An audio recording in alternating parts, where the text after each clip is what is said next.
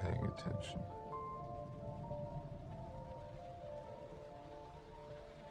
Good. If you're not listening carefully, you will miss things. Important things. I will not pause, I will not repeat myself, and you will not interrupt me.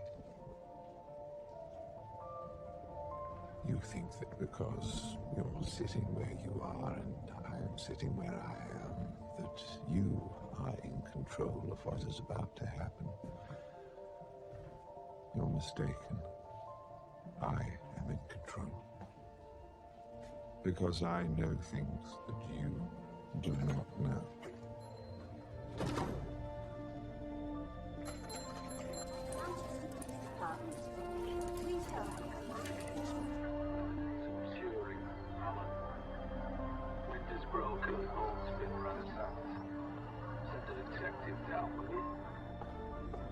What I will need from you now is a commitment. You will listen closely and you will not judge me until I am finished. If you cannot commit to this, then please leave the room. Come in. But if you choose to stay, remember you chose to be here. What happens from this moment forwards is not my responsibility. It's yours.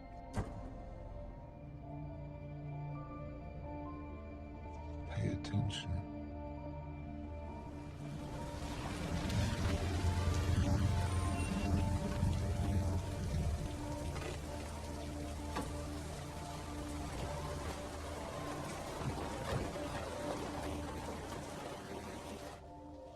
What's all this then? Turing, Alan, Professor at King's. Seems it's been a burglary. And what of? Well, that's just it. Nothing missing, really. What's he doing in Manchester? Something with machines.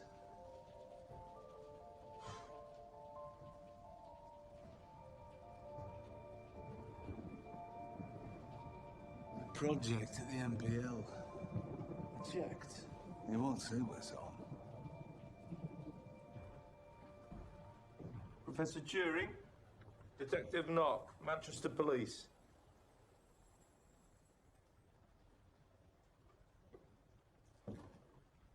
Sergeant Starler tells me he had a burglary last night. Professor Turing. Take a step back and don't breathe heavily. Breathe? Undiluted cyanide. It wouldn't take more than a tableful to kill you.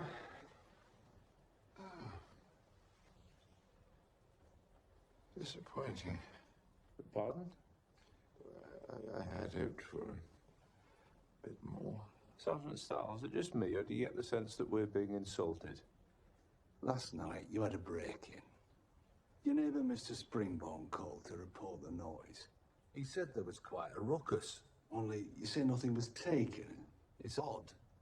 So how about you tell us what happened, and we'll find the chap who did this.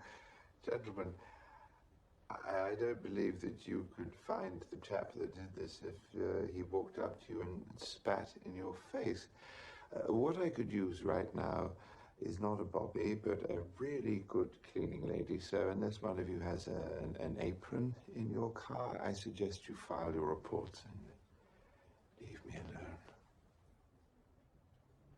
As you said, Professor Turing.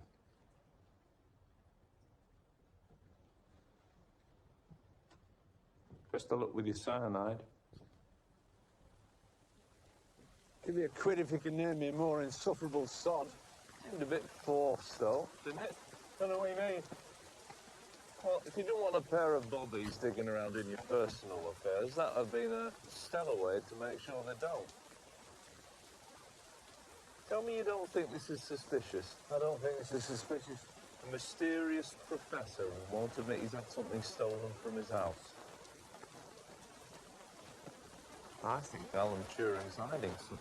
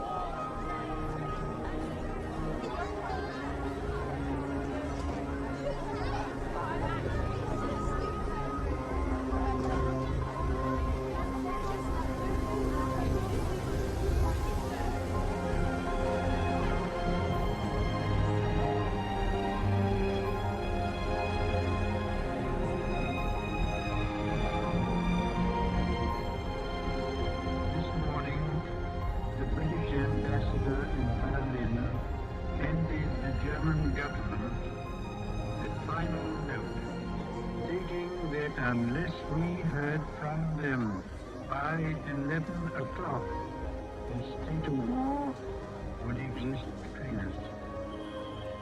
I have to tell you now that no such undertaking has been received, and that consequently this country is at war with Germany.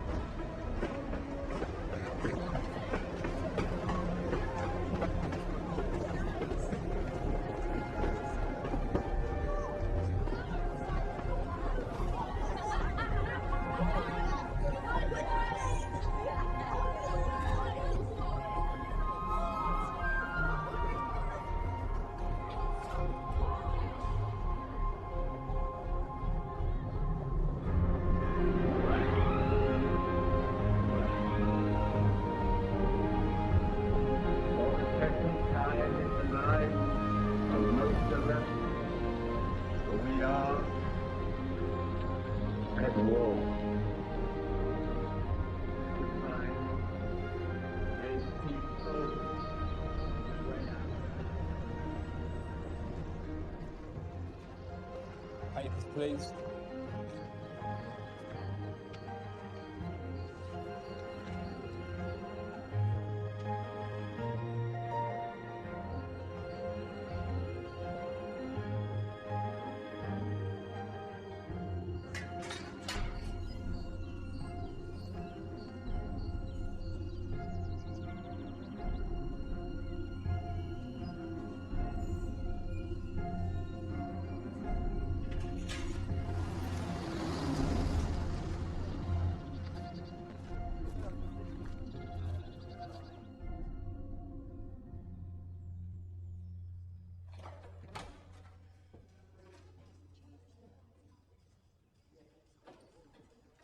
What are you doing here? Oh, the lady told me to wait. In my office. She told you to help yourself to tea while you were here? No, she didn't. She obviously didn't tell you what a joke was then either, I gather. Was she supposed to? Who are you? Alan Turing. Yeah, Turing. A mathematician. Correct. However, could I have guessed? You didn't. You just read it on that piece of paper. King's College, Cambridge. It says here you were a bit of a prodigy in the maths department. Well, I'm not sure I can evaluate that, Mr. How old are you, Mr. Turing? 27. And how old were you when you became a fellow at Cambridge? 24. And how old were you when you published this paper that has a title I can barely understand? 23. And you don't think that qualifies you as a certified prodigy? Well, Newton discovered binomial theorem aged 22.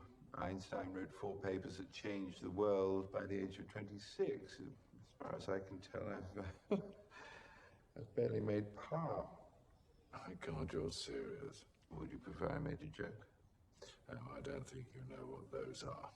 Hardly seems fair that that's a requirement for employment here, Mr. Commander Denniston, Royal Navy. All right, Mr. Turing, I'll bite. Why do you wish to work for His Majesty's government? Oh, I don't really.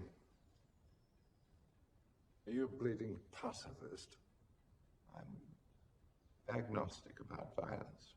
But you do realize that 600 miles away from London, there's this nasty little chap called Hitler who wants to engulf Europe in tyranny.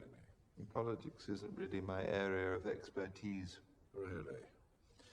Well, I believe you just set the record for the shortest job interview in British military history. Mother says I can be off-putting sometimes on account of being one of the best mathematicians in the world. In the world? Oh, yes. Do you know how many people I've rejected for this program? No. Well, that's right, because we're a top-secret program. But I'll tell you, just because we're friends, that only last week I rejected one of our great nation's top linguists. Knows German better than Bertolt Brecht. I don't speak German. What? I don't speak German. Well, how the hell are you supposed to decrypt German communications if you don't, well, I don't know, speak German? Well, I'm really quite excellent at crossword puzzles. Margaret! The German codes are a puzzle, a game, just like any other game. Margaret! I'm really very good at games, puzzles, and this is the most difficult puzzle in the world. Margaret! For the love of God. This is a joke, obviously. I'm afraid I don't know what those are, Commander Denniston. Have a pleasant trip back to Cambridge, Professor. Enigma. You called for me?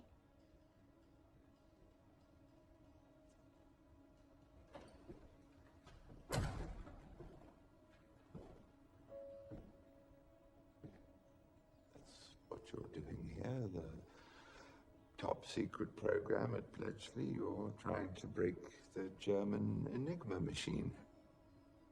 What makes you think that? It's the greatest encryption device in history, and the Germans use it for all major communications. If the Allies broke Enigma, well, it's turned into a very short war indeed. Of course, that's what you're working on. But you also haven't got anywhere with it. If you had, you wouldn't be hiring cryptographers out of university. You need me a lot more than I need you. I like solving problems, Commander. And Enigma is the most difficult problem in the world. No, Enigma isn't difficult, it's impossible. The Americans, the Russians, the French, the Germans, everyone thinks Enigma is unbreakable. Good. Let me try, and we'll know for sure, won't we? Welcome to Enigma. The details of every surprise attack, every secret convoy, and every U-boat in the bloody Atlantic go into that thing. And out comes gibberish. It's beautiful. It's the crooked hand of death itself. Our Wrens intercept thousands of radio messages a day. But to the lovely young ladies of the Women's Royal Navy, they're nonsense. It's only when you feed them back into Enigma that they make any sense. But we have an Enigma machine. Yeah, Polish intelligence smuggled it out of Berlin. So what's the problem? Just put the intercepted messages back into the Enigma and you'll But get it's the not original. that simple. This is just having an Enigma machine doesn't help you to decode the messages. Very good, Mr. Turing. To decode a message, you need to know the machine's settings. Now, the Germans switch settings every day promptly at midnight. We usually intercept our first message around 6 a.m., which gives you exactly 18 hours every day to crack the code before it changes and you start again. I wrote it. 10 plugboard cables. That's 1 million. 1,000 million. I've got it. It's million. Oh, it's in the millions, obviously. it's over 150 million possible settings. Very good. 159. If you want to be exact about it. 159 with 18 zeros behind it. Possibilities. Every single day. Gentlemen, meet you, Alexander. I personally selected him to run this unit. Didn't you? Mr. Alexander won Britain's national chess championship. Twice. You're not the only one who's good at games around here, Turing. We to work together then. I prefer to have my own office. You're a team, and you will work as one.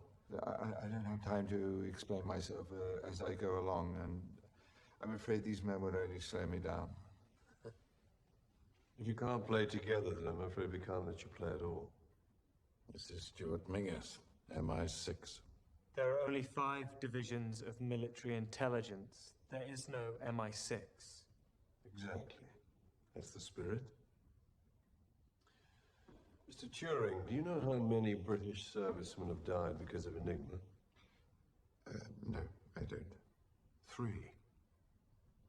While we've been having this conversation. Oh, look, there's another. I rather hope he didn't have a family. This war Commander Denniston's been going on about. We're not winning it. Break the code, at least we have a chance. Shall we leave the children alone with their new toy?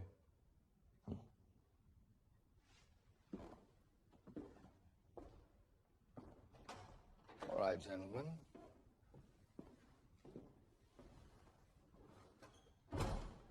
Let's play.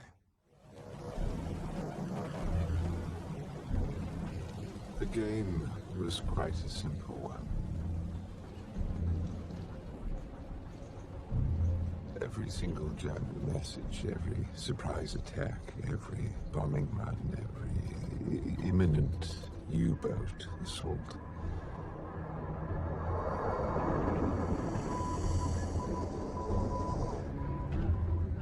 They were all floating through the air.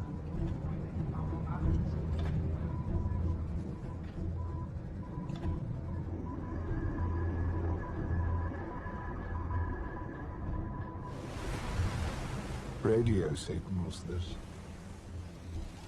well, any schoolboy with an AN kit could intercept. The trick was that they were encrypted.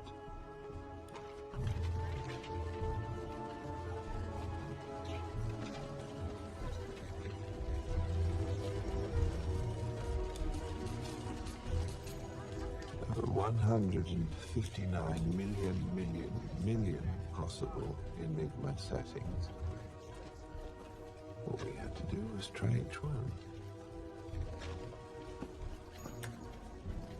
But if we had 10 men checking one setting a minute for 24 hours every day and 7 days every week, how many days do you think it would take to check each of the settings?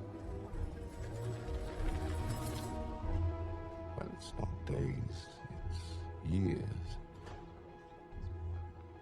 It's 20 million years. To stop a coming attack, we would have to check 20 million years worth of settings in 20 minutes.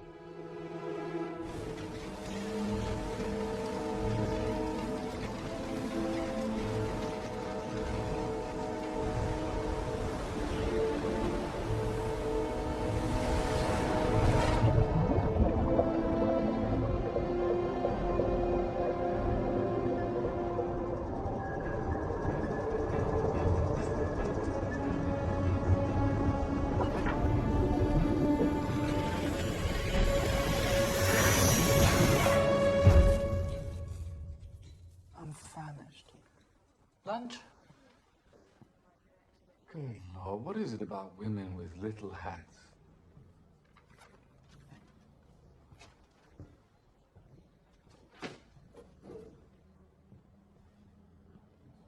The boys were going to get some lunch.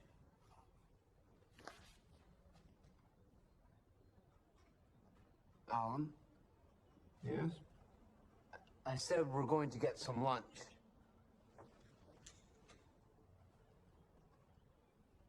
Alan, Yes? can you hear me? Yes. I said we're off to get some lunch. This is starting to get a little bit repetitive. What is? I had asked if you wanted to come to lunch with us. No, you didn't. You said you were going to get some lunch. Have I offended you in some way? Why would you think that? Would you like to come to lunch with us? What time's lunch now? Christ, Alan, it's a bleeding sandwich. What is? Lunch. I don't like sandwiches. Never mind. You know, to pull off this irascible genius routine, one actually has to be a genius, Alan. And yet we're the ones making progress here, aren't we? You are. Yes, we are. We have decrypted a number of German messages by analyzing the frequency of letter distribution. Oh, even a broken clock is right twice a day. No, that's not progress. That's just blind luck. I'm designing a machine that will allow us to break every message, every day, instantly. Who's hungry? Let's go. I'm hungry. What? Peter asked who was hungry. Can I have some soup, please?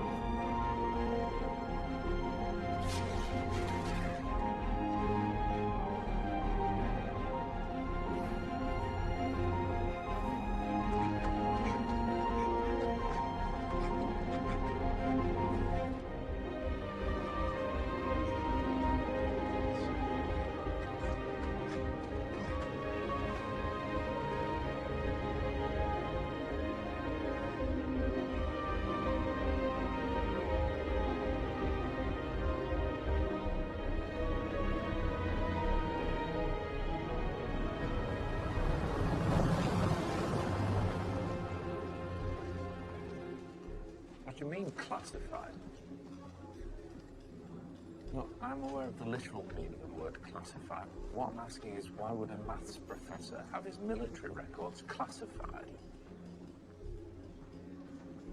Yeah, well, I will cool down.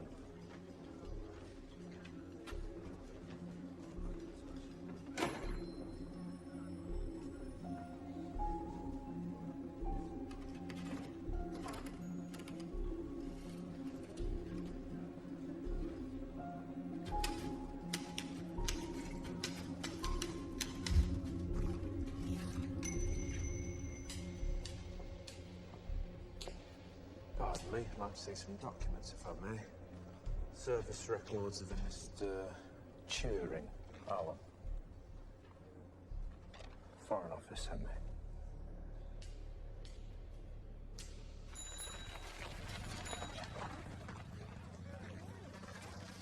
This is unacceptable. If you wish to discuss the complaint, I suggest you make a proper appointment. Alexander. Complaint?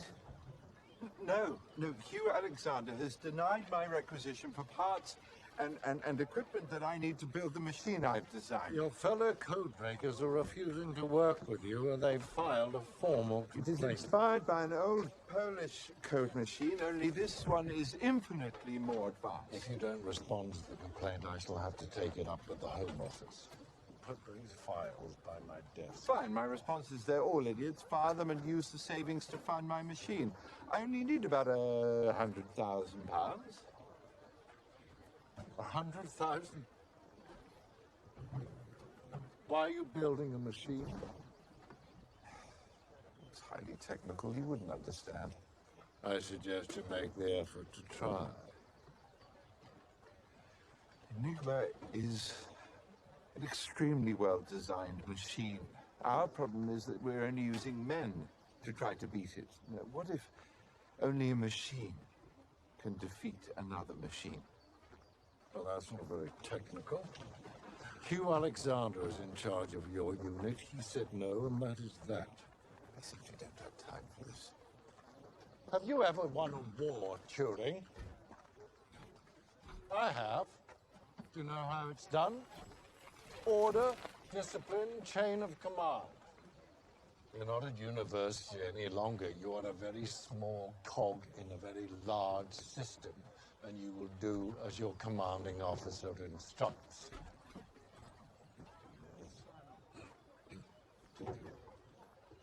Who is your commanding officer? Winston Churchill, number 10 Downing Street, London, SW1. You have a problem with my decision, you can take it up with him.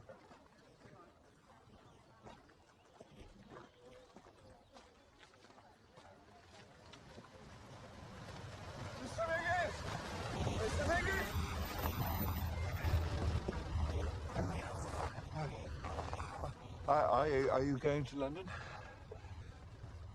Possibly. Would you deliver a letter for me?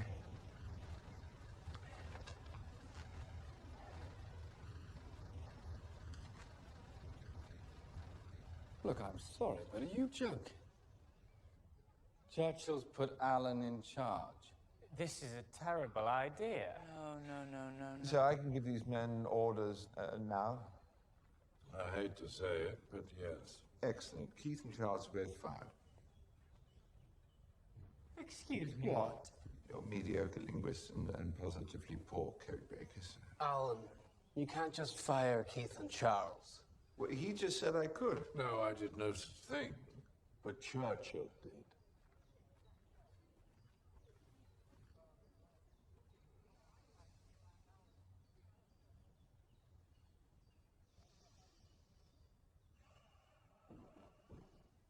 Go to hell.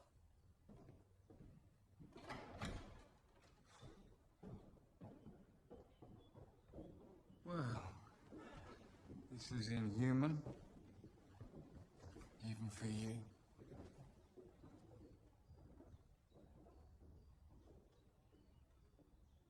Popular at school, Wayne.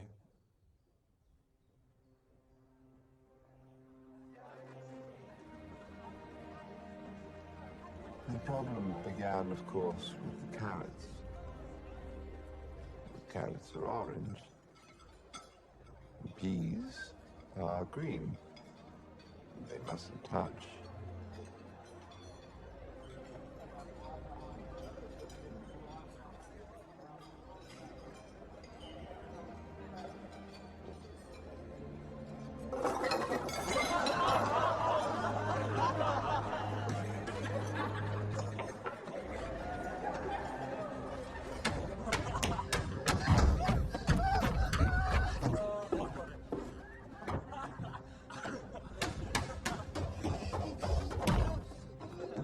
Why people like violence. It is because it feels good. Humans find violence deeply satisfying. But remove the satisfaction, the act becomes hollow.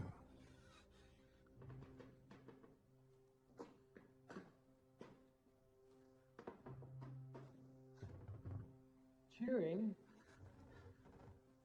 Come on. Don't be such a kike about it. Read the bloody rules.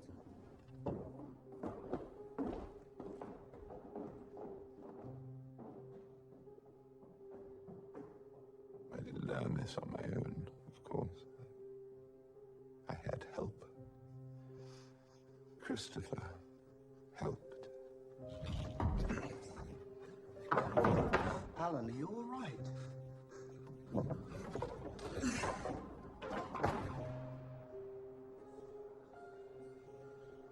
It's not my fault.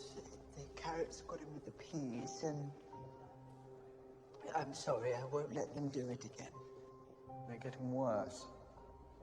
They only beat me up because I'm smarter than they are. No, they beat you up because you're different. Mother says I'm just an old duck. And she's right. But, you know, Alan, sometimes it's the very people who no one imagines anything of who do the things no one can imagine.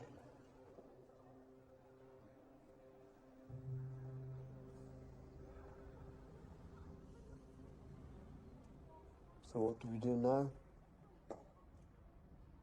We're short on staff. We get more staff then. And how do you propose to do that?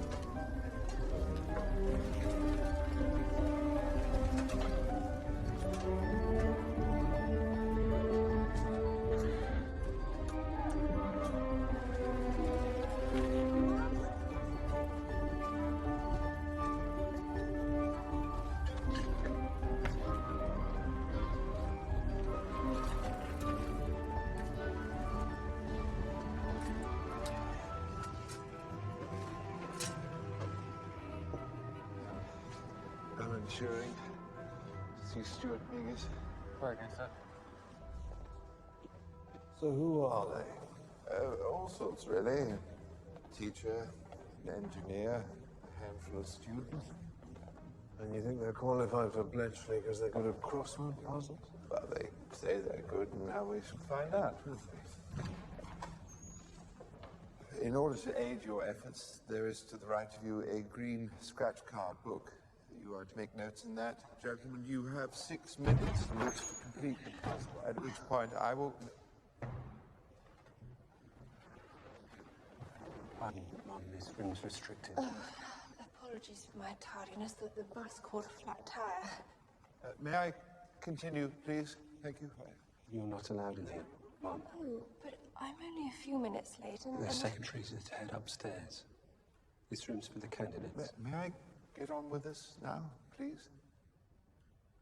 I am a candidate. For what position? The letter didn't say precisely. Yes, so secretaries are to head upstairs. It did say that it was top secret. What is going on? I solved a crossword puzzle in the newspaper, and I got this letter saying that I was a candidate for some sort of mysterious job. My name's Joan Clark. Miss, did you really solve this puzzle yourself? What makes you think I couldn't solve the puzzle myself? I'm really very Mum, good at... I'll have to ask you to... Miss Clark, I find tardiness under any circumstance unacceptable.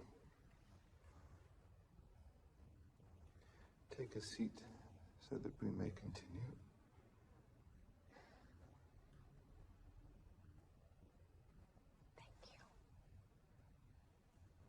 Now, as I was saying, you have 6 minutes to complete the task in front of you. Gentleman and lady, begin.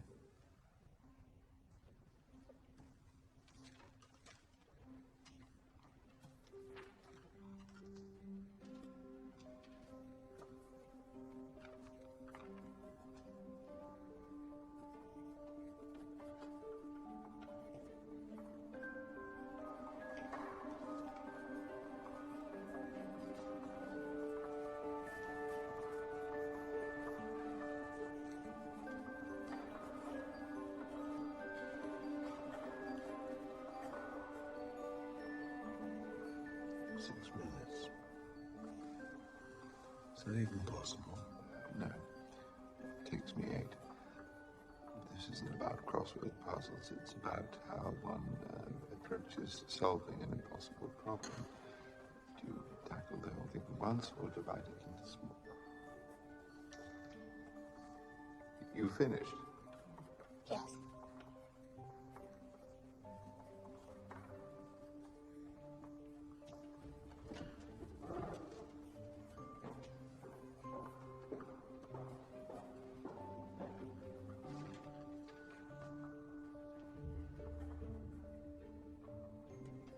Five minutes and 34 seconds. You said to do it in under 6. Congratulations. My warmest welcome to His Majesty's service. If you speak a word of what I'm about to show you, you will be executed for high treason. You will lie to your friends, your family, and everyone you meet about what it is you really do. And what is it that we're really doing? We're going to break an unbreakable Nazi code and win the war. Oh.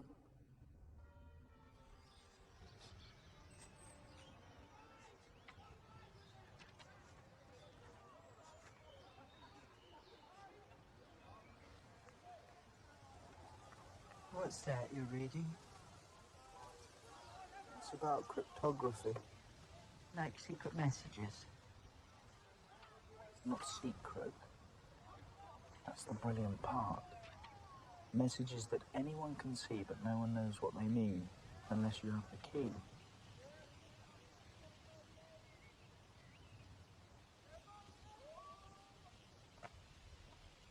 How's that different from talking?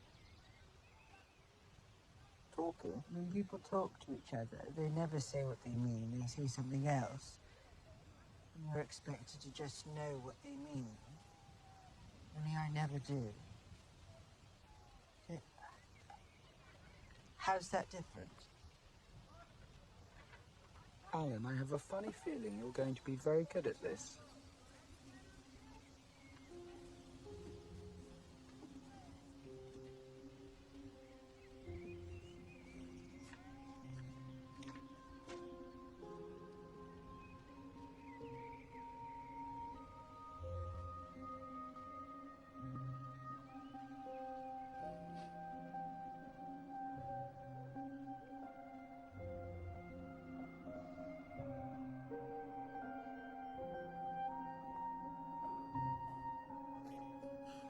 Good night, Alan.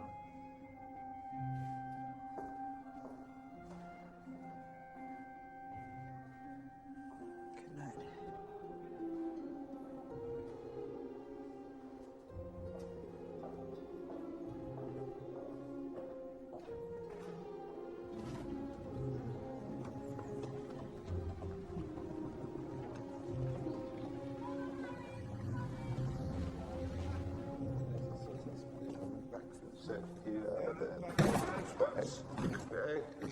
Careful, will you? It's not a toy. Funny. Looks like a toy. Bloody great £100,000 one. The new minions arrived. Jack, good. Where's Miss Clark?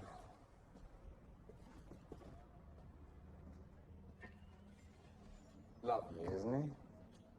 It's not just a usual humdrum production mill factory. I mean, well, as I was saying, it's a very important radio factory. It's not actually. On the spectrum of radio factories, this one is particularly.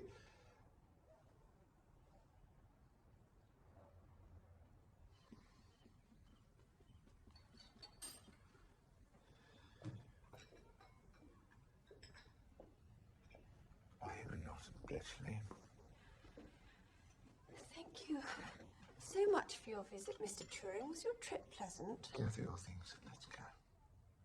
I'm sorry, but I'm unable to accept your offer. We feel that such a position would hardly be appropriate. You earned a double first in mathematics. Sadly, wasn't granted the opportunity to become a fellow. You belong at Bletchley. I'm sorry, but for someone in my position to live to work in a radio factory, so far from home, with all your men, it would be indecorous.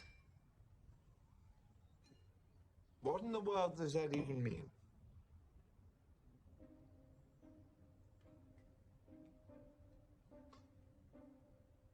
We have a group of young ladies who tend to all of our clerical tasks, assistants, translators. They live together in town. Would that be a more suitable environment? So I would be working amongst these women? Yes.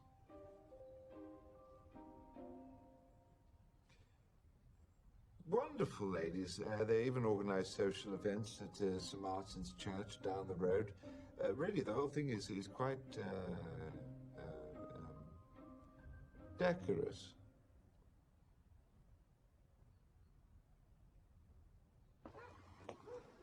You won't have proper security clearance, of course, so we'll have to improvise things a bit. Why are you helping me? Because there is only one thing that matters in this entire world right now. Do you understand? And that is breaking Enigma. But Mr. Turing, why are you helping me? Oh. Sometimes it's the very people who no one imagines anything of who do the things that no one can imagine.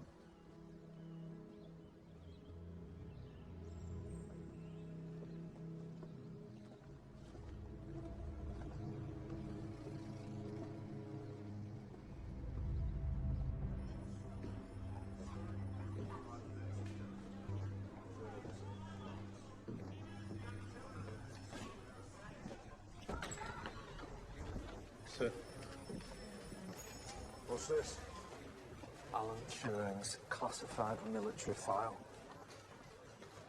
Bloody empty. Exactly. It's an empty manila envelope. Yeah. Well, you cracked the case wide open, then, haven't you? Alan Turing's war records aren't just classified, they're non-existent. That means someone's got rid of them, erased them, burnt them. And that same person broke into his house and stole nothing. Guy Burgess and Donald McLean. And the spies from the papers? The Soviet spies. But first they were professors, weren't they? Radicalised at Cambridge, then they joined the Communist Party, then Foreign Office, then leaked information to Stalin during the war. Now, can you think of anyone else we know who was at Cambridge, then took up something murky and top secret when the war broke out? You think this Alan Turing might be a Soviet agent? I think something very serious is happening right here under our noses. Wouldn't you like to find out what it is?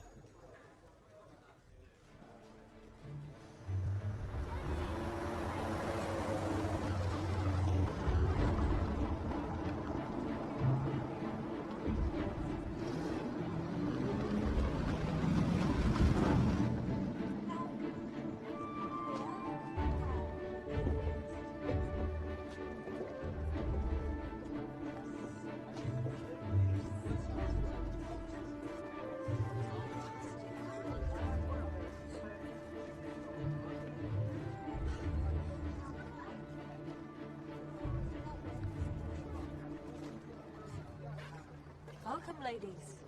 You'd like to follow me? Some people thought we were at war with the Germans. Incorrect. We were at war with the clock. Britain was literally starving to death. The Americans sent over 100,000 tons of food every week, and every week the Germans would send our desperately needed bread to the bottom of the ocean. Our daily failure was announced at the chimes of midnight, and the sound would haunt our unwelcome dreams. Tick, tock,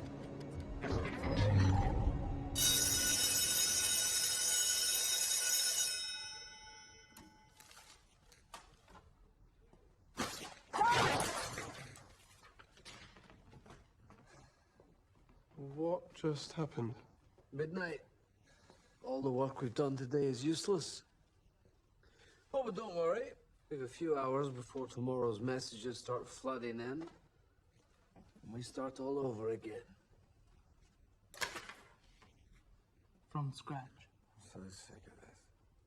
4 hours rewiring his plug board matrix. 3 hours yesterday on rotor positions. Don't go over there. Look, John. No. If this job wasn't already impossible before, it bloody well is now. You don't.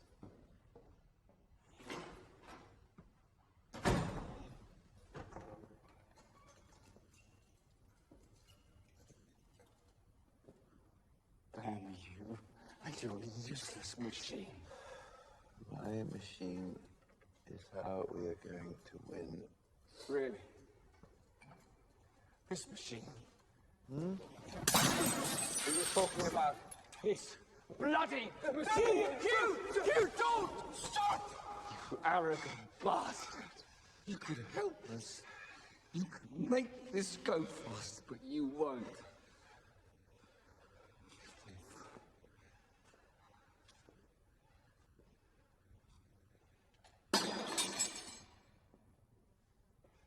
He's right, Alan. There are actual soldiers out there trying to win an actual war. My brother protects food convoys in the Navy. My cousins fly RAF patrols. All my friends, they're all making a difference while we just while away our days producing nothing. Because of you. My machine will work. on, Peter.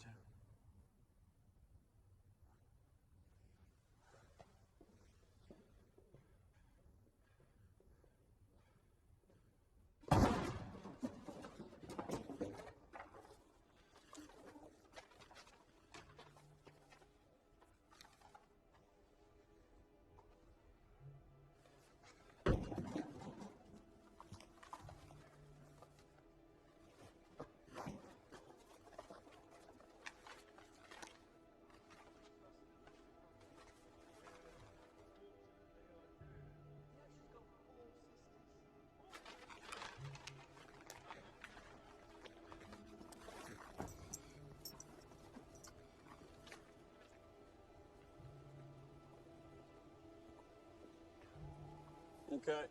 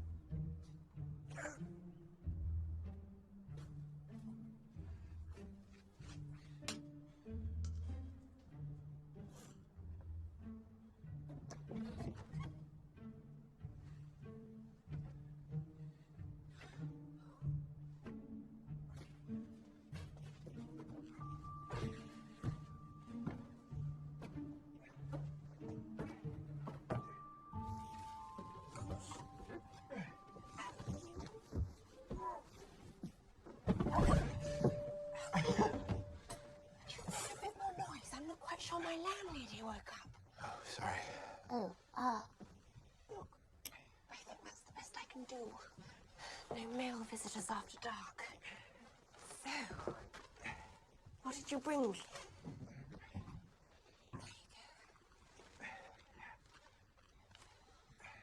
Some men try flowers, you know. These are actual decrypted Enigma messages direct from Nazi High Command. 0600 hours. Water today is clear. Rain in the evening. Heil Hitler. Only that vital piece of information is going to win us the war. The relationship between the encrypted and decrypted messages that interests me. Can we find a clue here that we can build into Christopher? Who's Christopher? Oh, he's my machine. You named him. Is that a bad name? No. No, never mind.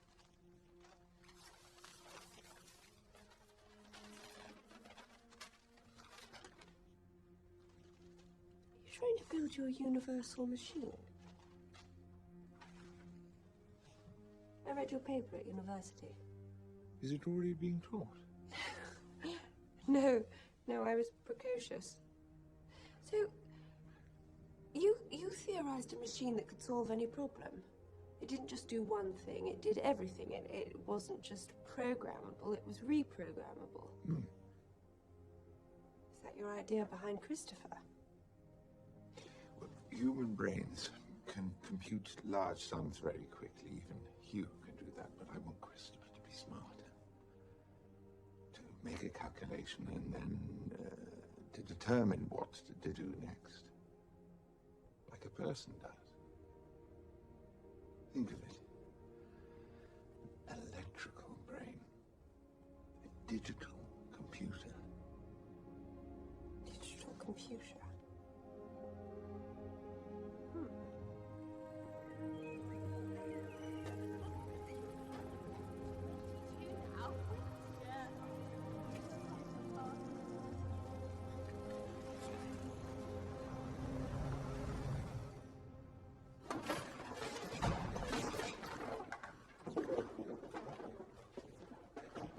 What's happening? No, don't touch that. That's my desk. Thank goodness. I'd hate to think we were searching the wrong one. What are you doing? What's going on? There is a spy in Bletchley Park. The Navy thinks that one of us is a Soviet double agent, Alan.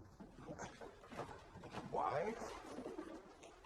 Our boys intercepted this on its way to Moscow. Look familiar?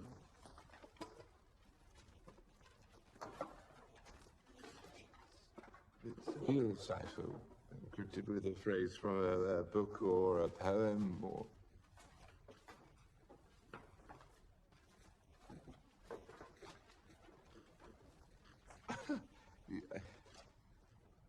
You don't seriously think I did this? Double agents are such bastards. Isolated loners, no attachments to friends or family, arrogant. Know anybody like that?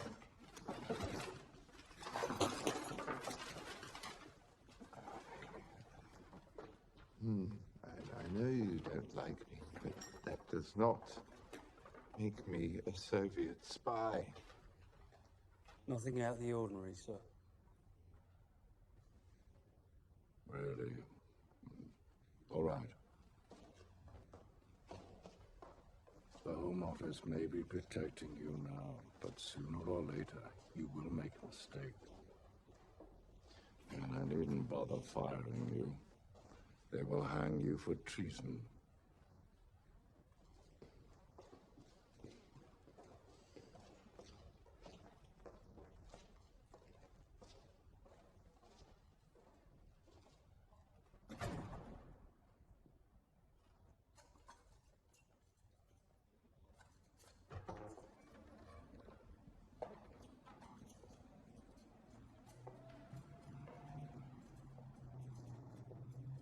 Hello. I heard about what happened. It's all the girls in Hut 3 can talk about. I have an idea of what might cheer you up.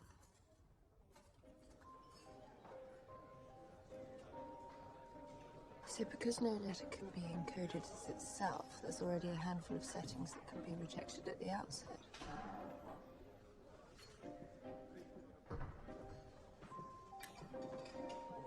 Is that your team? Yes. Should we say hello? Hello? I told you not to do that. Alan? Hugh, hello. Didn't know you drank. Doesn't really. He just sort of sits at the phone. Well, I'll leave you to a little secret, Miss Clark. Miss Clark. Please. Phone's my favourite part, too. Is it really? Come and join us for a drink. We'll be there in a moment. Miss Clark.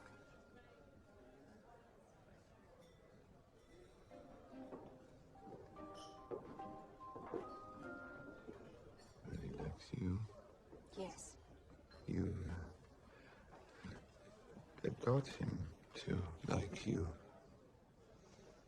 Yes. Why?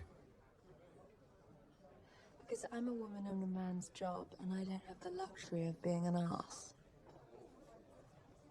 Alan, it doesn't matter how smart you are. Enigma is always smarter. If you really want to solve your puzzle, then you're going to need all the help you can get. And they are not going to help you if they do not like you.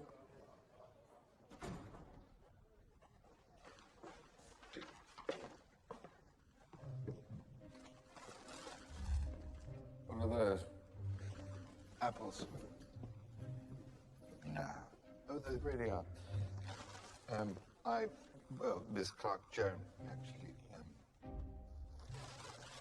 said that it would be nice if I was to bring you all something. So here we are. Thank you. I like apples. My best to Miss Clark. There are two people in a wood, and they run into a bear. The first person gets down on his knees to pray. The second person starts lacing up his boots. The first person asks the second person, "My dear friend, what are you doing? You can't outrun a bear." To which the second person responds, "I don't have to. I only have to outrun you.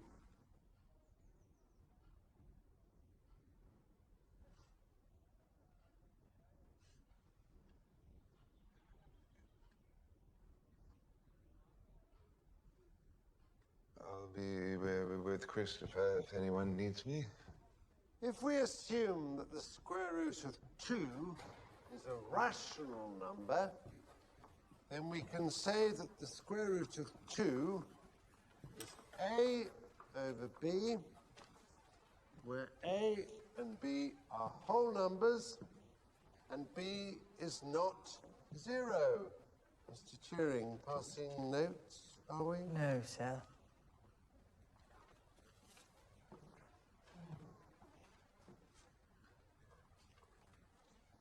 Only Turing would pass notes written in gibberish.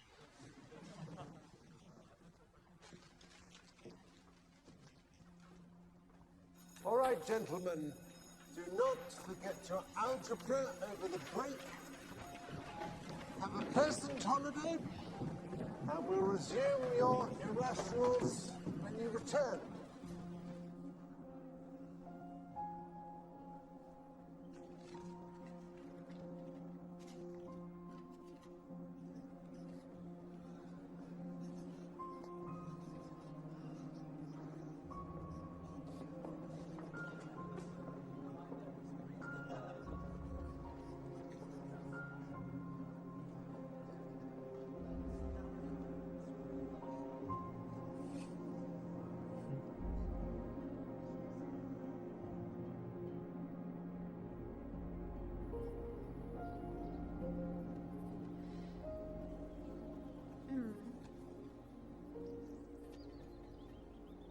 But Euler's theorem gives you that immediately.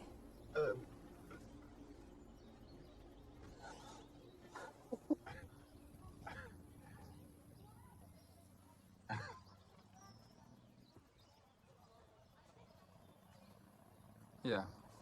Look at this. If you run the wires across the plug bore matrix diagonally, it will eliminate rotor positions 500 times faster. That's actually not an entirely terrible idea. I think that was Alan for thank you.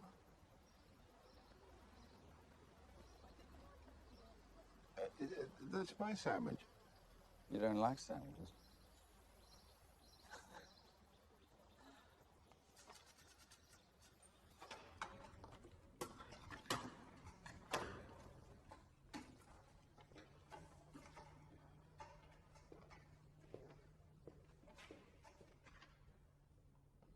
You nervous?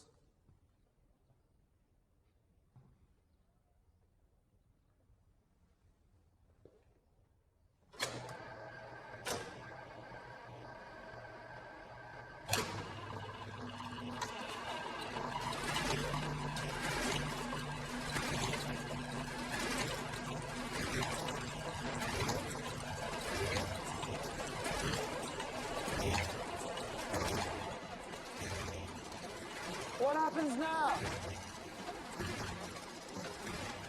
It should work out for days. Enigma settings.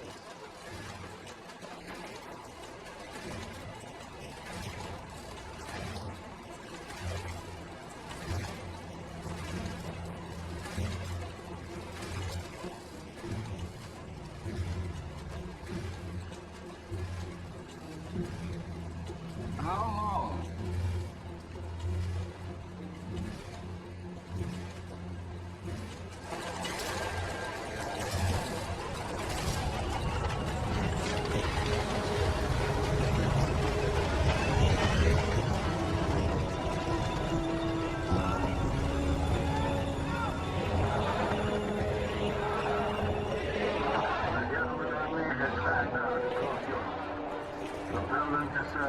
Lithuania to Denmark, Norway to France. The Nazi flag now flies from more than 2 dozen national capitals. Their campaign mounts in fury as a free Europe crumbles.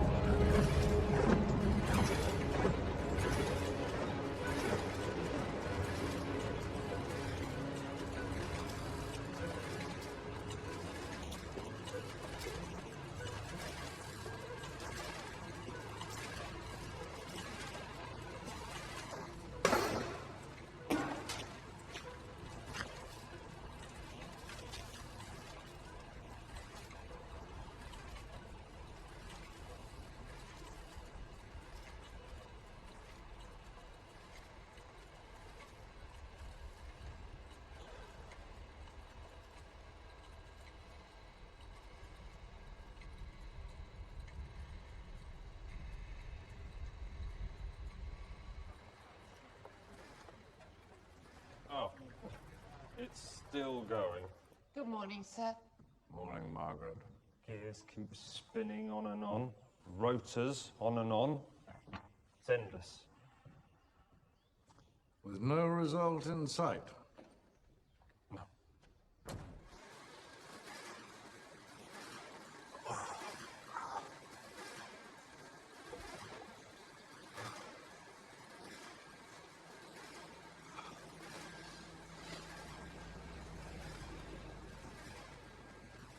Turing?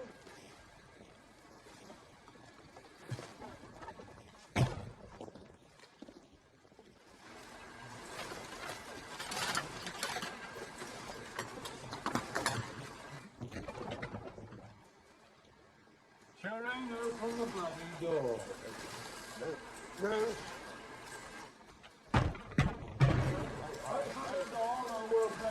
I can't let you in. I cannot let you interfere. Go on, then.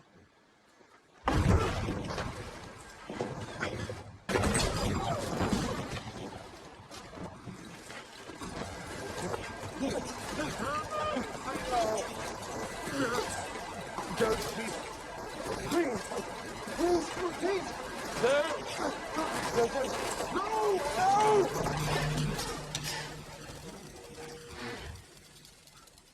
Well, it seems that your great big expensive machine doesn't work. It does. Wonderful. So you broke an enigma then? It was just still working. This is my associate from the Home Office. See, £100,000 is rather a lot of money. And he's here to see what you have to show for it. You will never understand the importance of what I am creating here. Have you decrypted any German messages? A single one? Can you point to anything at all that you've achieved? So your funding is up, and our patience has expired. It's with such great pleasure that I am finally able to say this. Alan Turing, you're fired. Please escort Mr. Turing from the premises. No. I beg your pardon?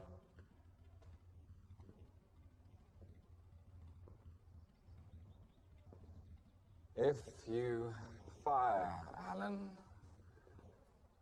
well, then you'll have to fire me, too. What on earth are you saying? Trust me when I tell you there is no one who would rather say this less than I do, but he's right. Alan is right. His machine can work, and it's probably the best chance that we've got. Beyond belief. If you fire them, you'll have to fire me too.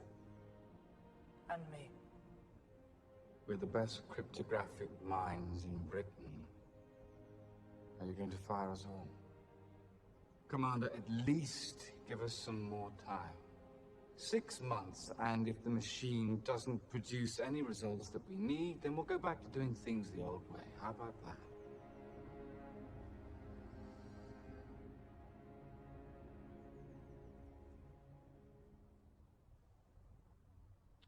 One month. And then so help me God, you're all gone. I'll leave him.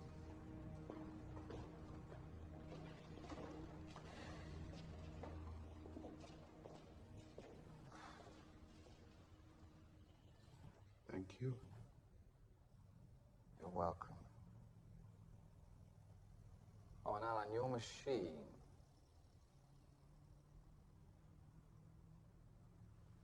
It better bloody work.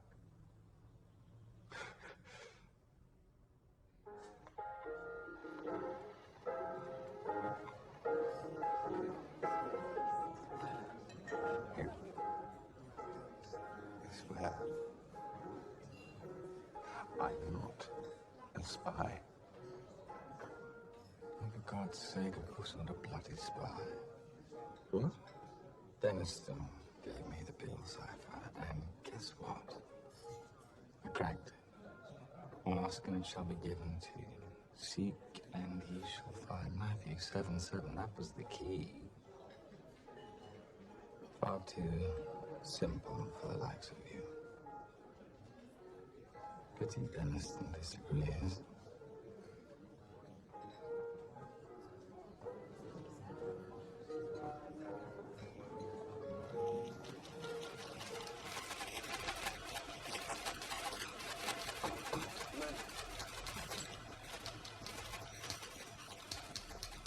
Sir, I think I got Turing.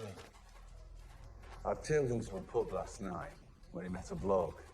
They exchanged an envelope. So, I follow this other fella, pick him up, give him a good shake. He's a pufter. He confessed. What?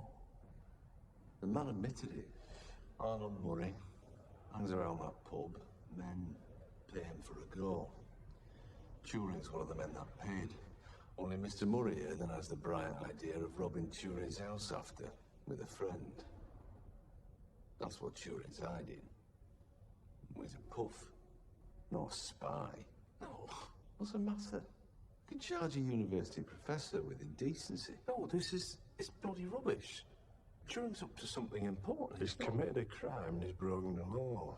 And with a bloke. Jesus Christ, it's bloody disgusting. This isn't the investigation I was conducting. Bring him in. Wait. Let me interrogate him, please. Give me half an hour alone, and then I swear I'll spend the next month running errands on as many rubbish cases as you like. Fine. Now, will someone get me a warrant for the arrest of Alan Turing?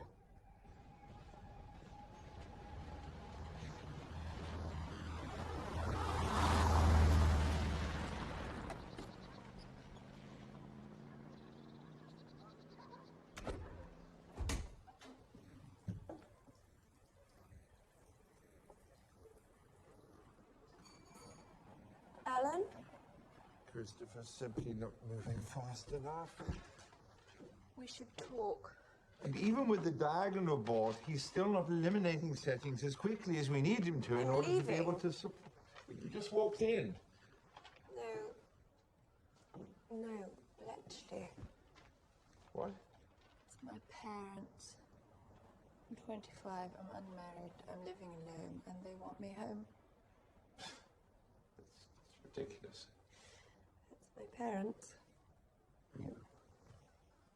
You can't leave. I won't let you. I'll miss you. That's what a normal person might say in this situation. I don't care what is normal.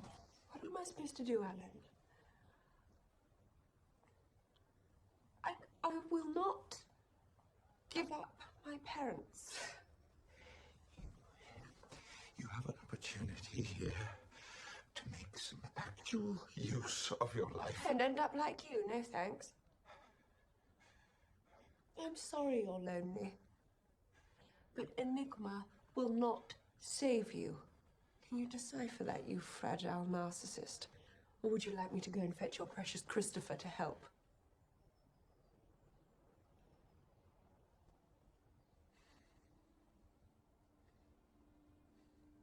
I'm sorry.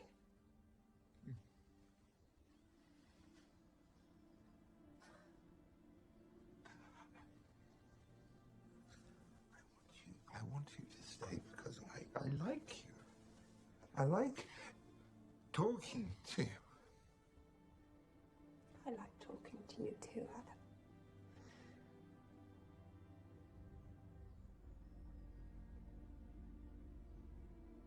What if you weren't alone? What if you had a husband? Do you have one in mind? I do. Hugh. Hugh's terribly attractive, I'll give you that, but I don't really think he's the marrying kind. No, I wasn't thinking of Hugh. Or Peter. Peter's so quiet.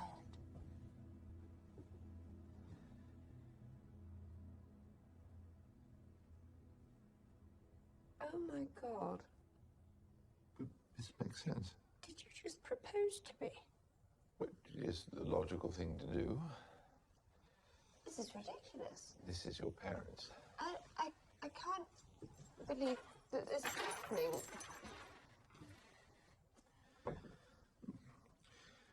Joan... Is your middle name Carolyn or Catherine? Elizabeth. Joan Elizabeth. Clark. Will you marry me?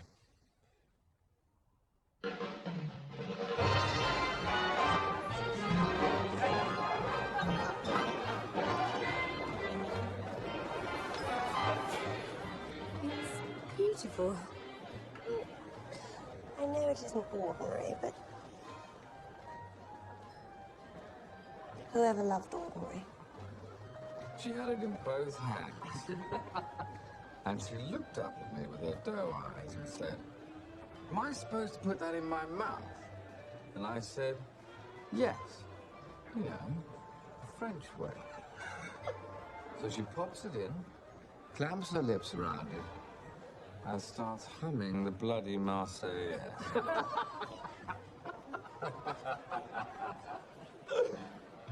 Come and have a dance. No.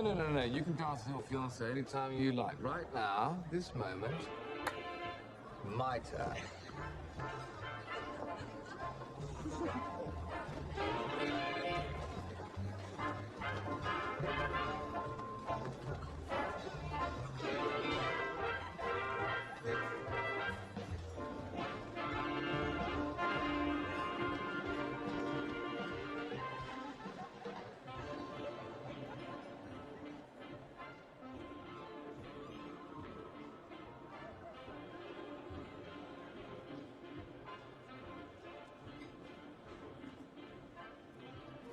What's the matter?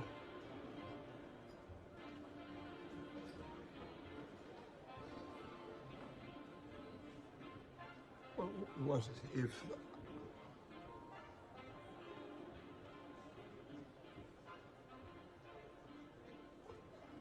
What if I don't fancy being with Joan in that way? Because you're a homosexual.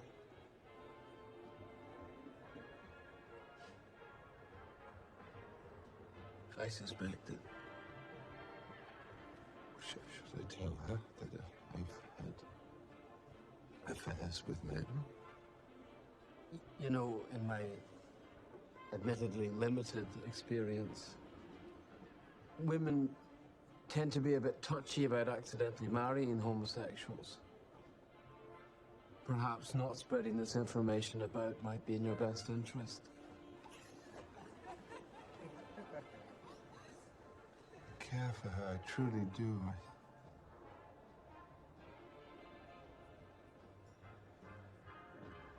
I just don't know if I can pretend. You can't tell anyone, Alan. It's illegal. And Dennison is looking for any excuse he can to put you away. I know. This has to stay a secret. Come on, it's your turn. Okay.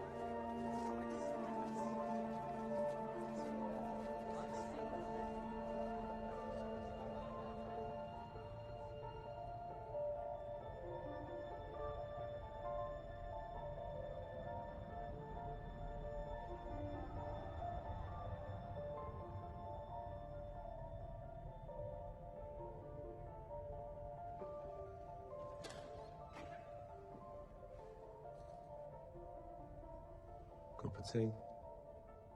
No, thank you.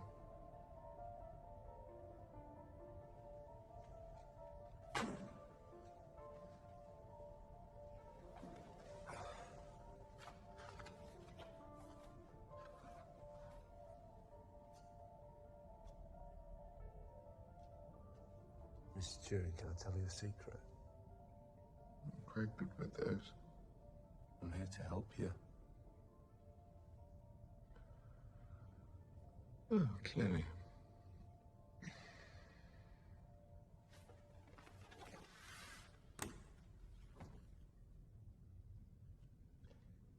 Can machines think? I see you've read some of my published works. What makes you say that?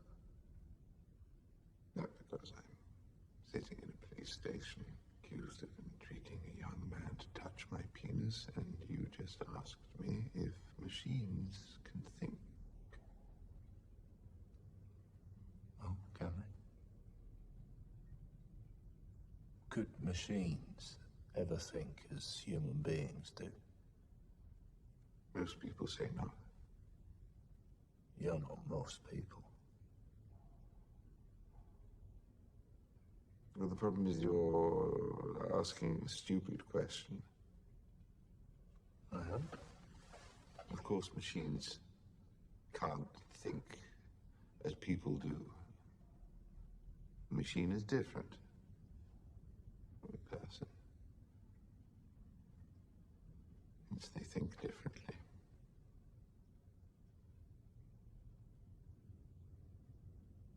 The interesting question is, just because something thinks differently from you, does that mean it's not thinking? No, we allow for humans to have such divergences from one another.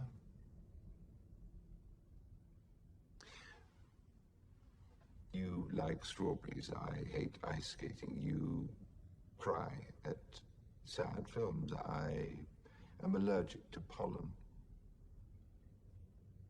What is the point of different tastes, different preferences, if not to say that our brains work differently, that we think differently? And if we could say that about one another, then why can't we say the same thing for brains built of copper and wire, steel? And that's this big paper you wrote. What's it called? The Imitation Game. Right, that's what it's about.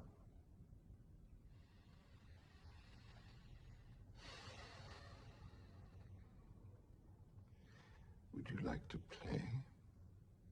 Play? It's a game. A test of sorts. For determining whether something is a machine or a human being. How do I play? Well, there's a judge and a subject. The judge asks questions, and depending on the subject's answers, determines who he is talking with, what he is talking with, and all you have to do is ask me a question.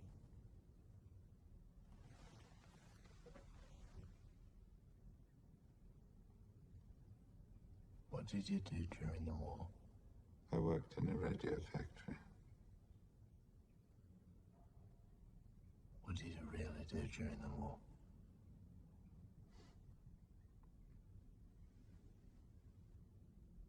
Are you paying attention?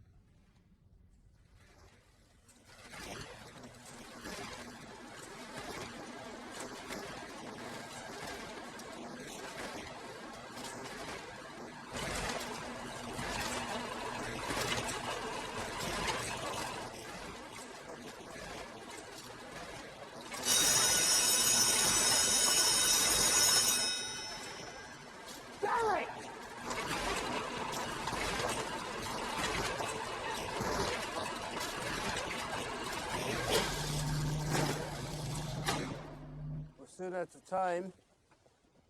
Our month. So, That's it then, is it? Well, the trouble is it doesn't matter how much we improve it. The machine's never going to be able to process 159 million possibilities in time. It's just bloody hopeless. Searching. It's just... It doesn't know what it's searching for. What the messages we're going to say. If we knew what the messages were going to say, we wouldn't have to decrypt them at all. I've never taken phrase. Who's Alan's friend? Hugh. He's a bit of a cad, actually. So my type, then. Well, I'll introduce you. No. He'll come over. Are you sure?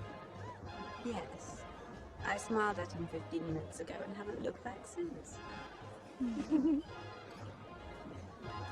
Who's that with Joan? Helen works with her. She's really pretty. She wants me to come over. What? How on earth can you know that? She smiled at me a while back and she hasn't looked again since.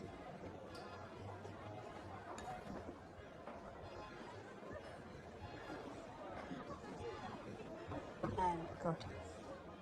Now, why is this that when I was single, I found it very boring, but now that I'm engaged, I just find it dreadfully fun? Bingo. She's in. Alan, introduce us. Why me? Because there's nothing like a friend's engagement to make a woman want to do something she'll later regret with the fiancé's better-looking chap. Let's go.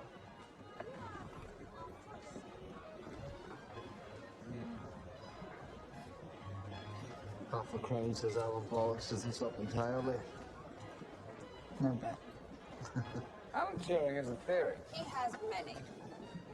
He believes that the regulations against men and women working side by side are sound because such proximity will necessarily lead to romance. What? No, I don't. However, I disagree. You do? Yeah. I think that if I were working beside a woman all day long, I could appreciate her abilities and intellect without taking her to bed. I'm sorry, have you had? I don't recall, but let's assume we haven't. Helen Stewart, Hugh Alexander. So who do you agree with, Alan or myself? Well, Alan, of course. I'm very flattered, really, but I don't think... Rubbish. Well, I work beside a man every day, and I can't help but have developed a bit of a crush on him. Well, who is this man, so I can kick his ass? Well, there's no need to worry. It's been chased. We've never even met. He's a German. Now I really want to kill him. How do you mean you work alongside a German? Well, each of us intercepts messages from a specific German radio tower. So we have a counterpart on the other side who's tip-tapping out the messages. Everyone types a touch differently, so you get to know the rhythm of your counterpart. Strangely intimate. I feel as if I know him so well. It's a pity he has a girlfriend, but that's why I disagree with you, Mr. Alexander. Because I'm in love with a co-worker of sorts, and we've never even met.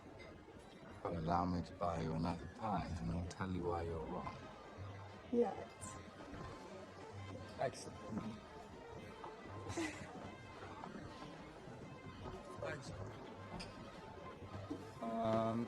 Pints and a good slow drink. In case you were wondering, that's what flirting looks like. Helen? No cigarette. Yes, Alan? Why do you think your German counterpart has a girlfriend? It's just a stupid joke. Don't worry. No. Tell me. Well, each of his messages begins with the same 5 letters. C-I-L-L-Y. So I suspect that Silly must be the name of Fizzamore. It's impossible. The Germans are instructed to use 5 random letters at the start of every message. Well, this bloke doesn't. Love will make a man do strange things, I suppose. In this case, love just lost Germany the whole bloody war.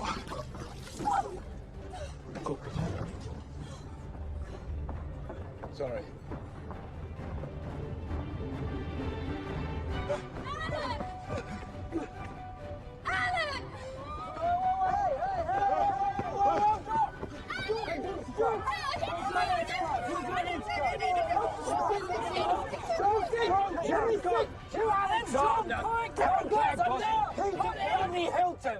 Alan?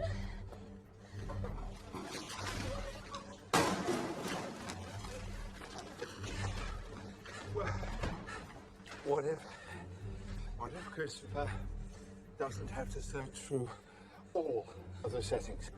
What if he only has to search through ones that produce words we already know will be in the message? Repeated words, predictable words. Exactly.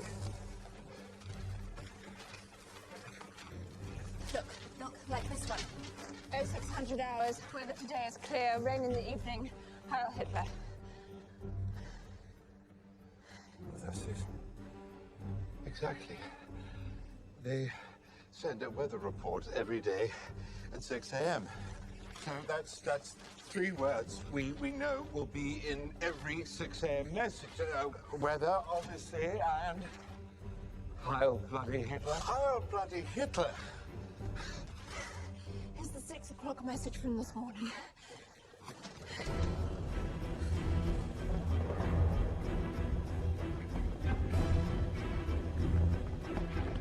Hugh, the right-hand letter wheel, send them to... I know. Weather and Hitler. Peter John, Yes. run voltages through those letters through the backgrounders. Okay, so we'll use the loops. Yes, Joan, what was the last 6 a.m. message? L. L. H. H. W. W. A. Q. Done.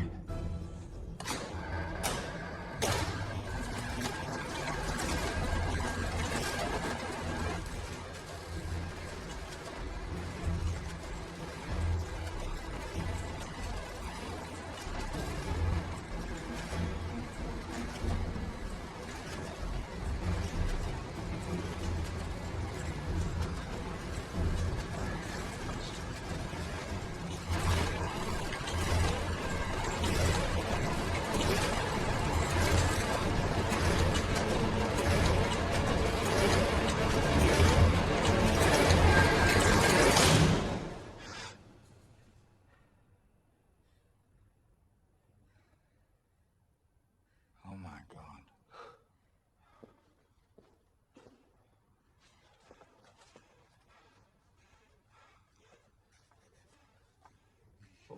What happened? Did it work? Alan? Alan! I need a new message. The latest intercept.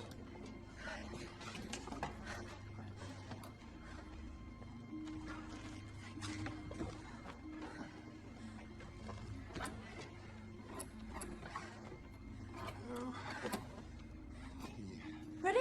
Yes. M. M. Y. Y. M. M. S. S. A. A. I. I. C. C. T. T. R. R. I. I. S. S. O. O. A. A. Y. Y. R. R. I. I.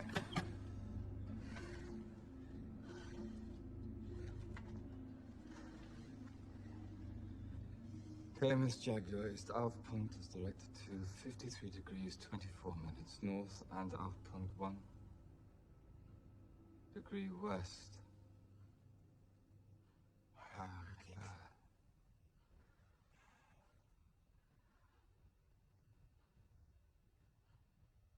Turns out that's the only German you need to know to break Enigma.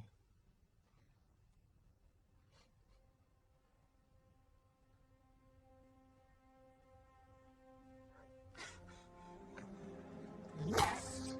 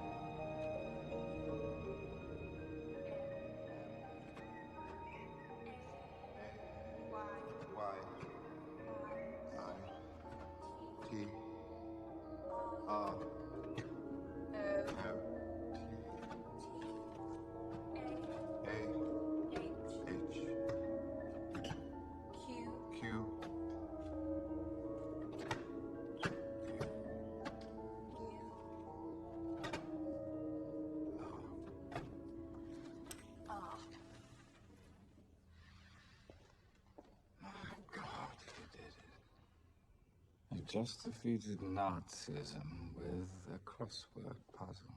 There are 5 people in the world who know the position of every ship in the Atlantic. They are all in this room. Oh, good God. Oh, I don't think even he has the power that we do right now. No. There's going to be an attack on a British passenger convoy. Right there. God, you're right. Well, those U-boats are only 20, 30 minutes away. Civilians.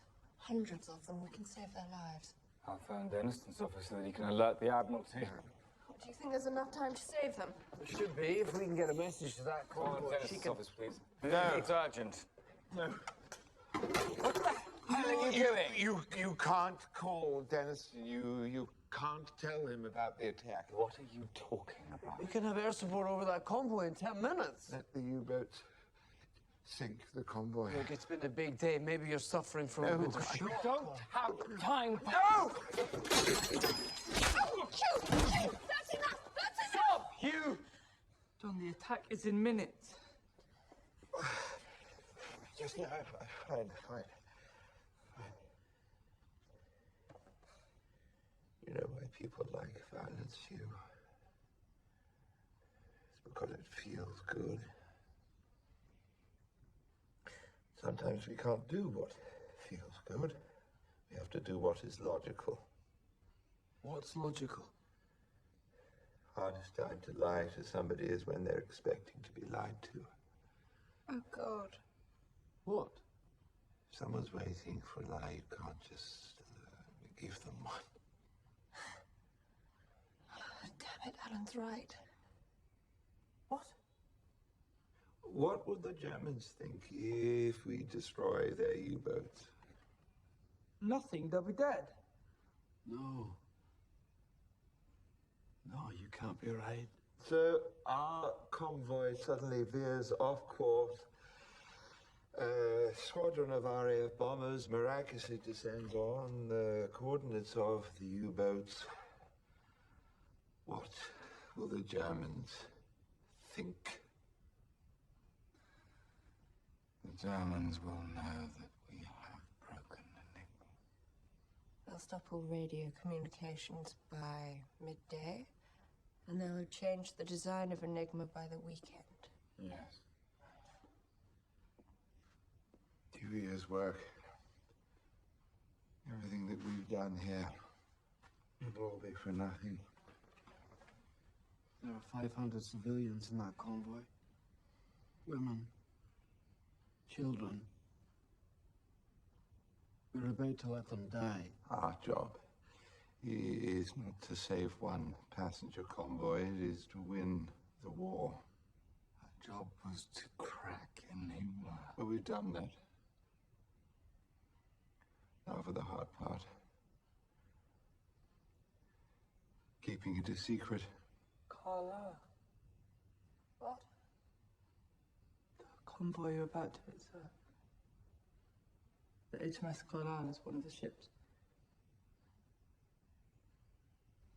We can't act on every piece of intelligence. Fine, we won't. Just this one. Peter, what's the matter with you? My brother's eyes on the Carlisle. The gunnery ensign.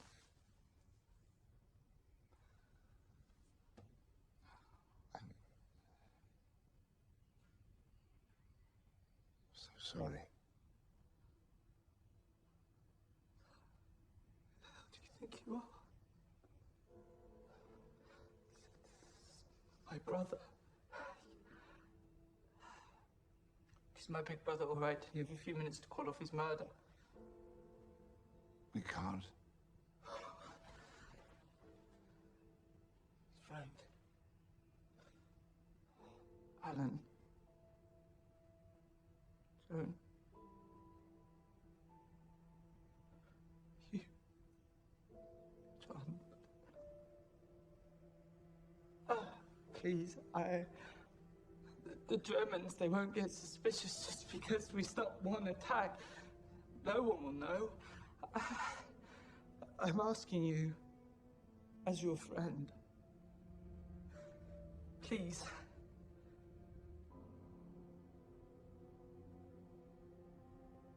So sorry. Not God, Alan. You don't get to decide who lives and who dies. Yes, we do.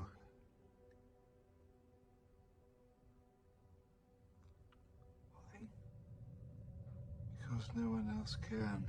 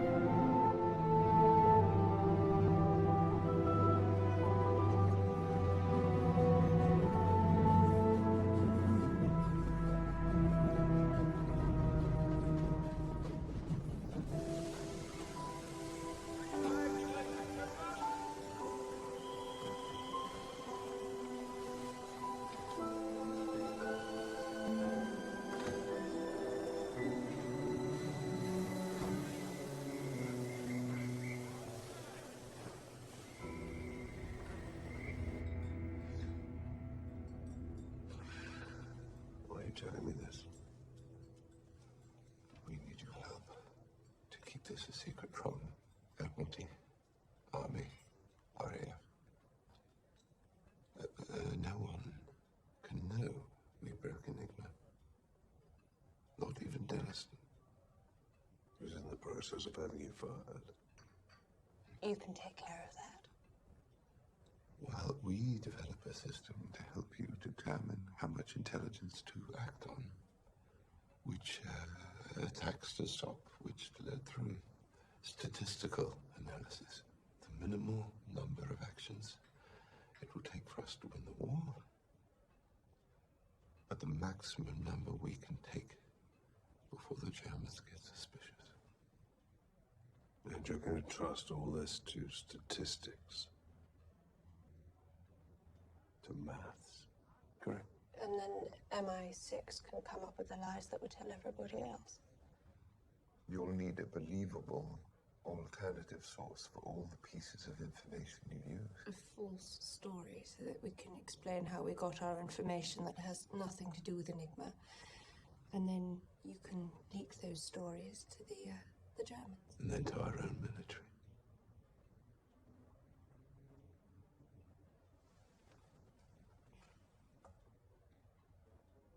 Maintain a conspiracy of lies at the highest levels of government.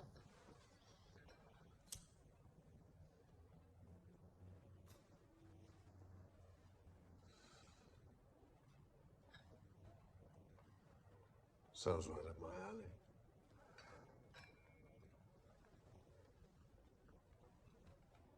Alan, I so rarely have cause to say this, you are exactly the man I always hoped you would be.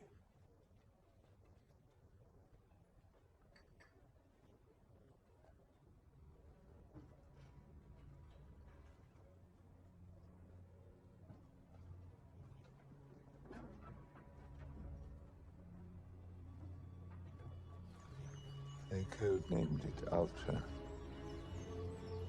He became the largest store of military intelligence in the history of the world.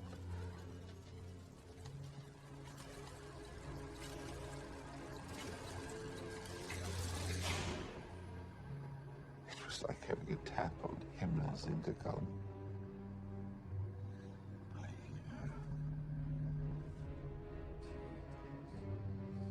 Secrecy became the primary concern, and for some reason they trusted me.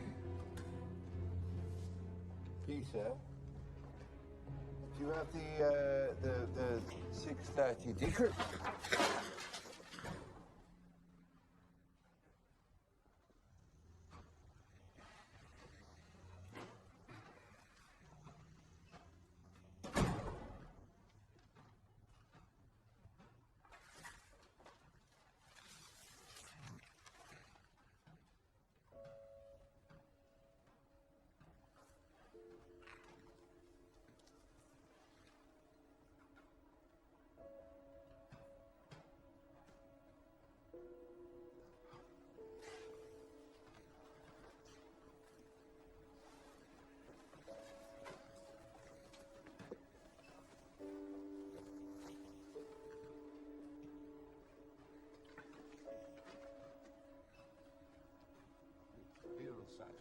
Encrypted with a phrase from a book called... Ask and it will be given you. Seek and you will find. Matthew 7:7, that was the key. Peter will come around eventually.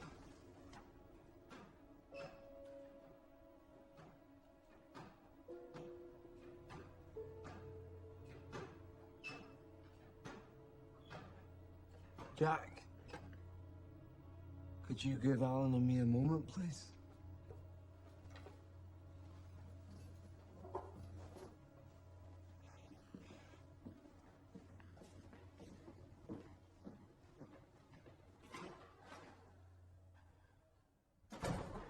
The Soviets and us, we're on the same side. What I'm doing will help Britain. I have to tell Deniston. No, you don't. Because if you tell him my secret, I'll tell him yours. Do you know what they do to homosexuals? You'll never be able to work again, never be able to teach. Your precious machine. I doubt you'll ever see him again.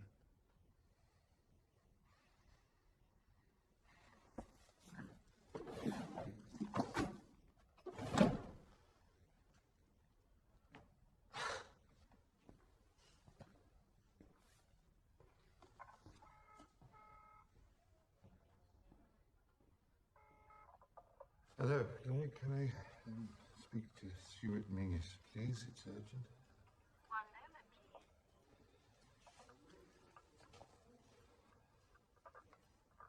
Hello, Mingies.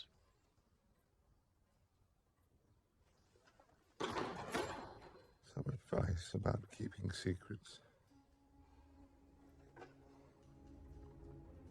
It's a lot easier if you don't know them in the first place. Were they steaming my letters, tapping my telephone, trailing my nervous walks? You know, I never did find out. Joe?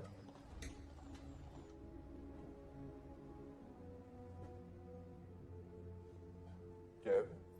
What's...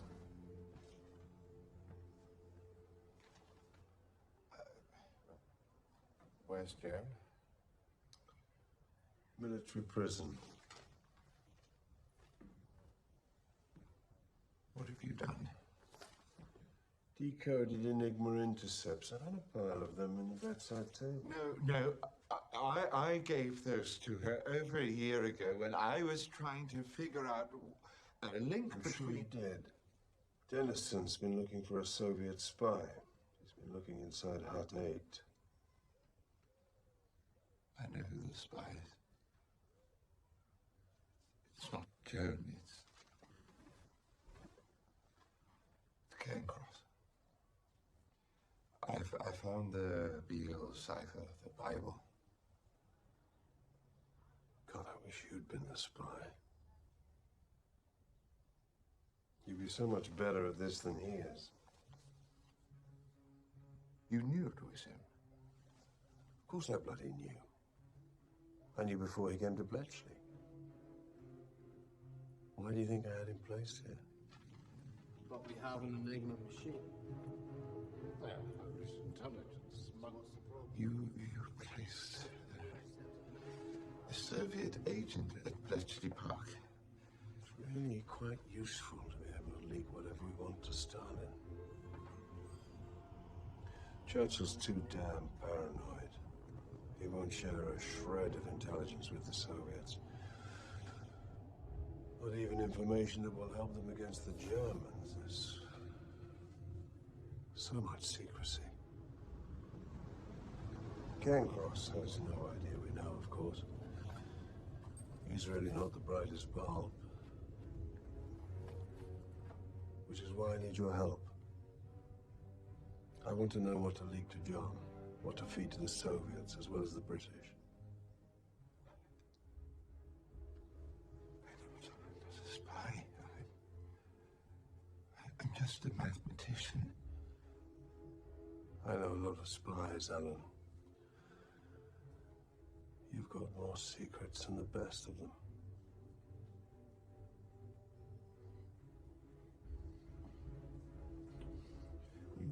You have to promise me that you will release Joan. Yes, Joan's at the market. She's going to be back in an hour.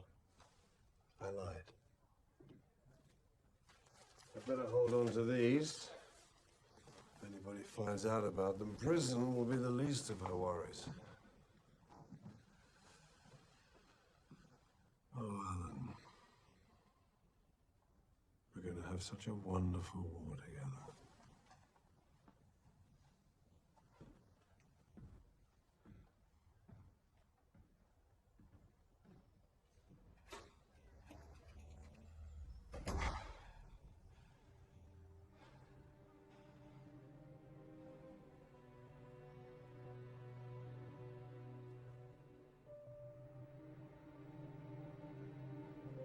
I need you to leave Bletchley. What? It's Miggy's. I don't trust him. It's not safe here. Do you think it's any safer anywhere You else? need to get away. You need to get very far away from me. And what's happened?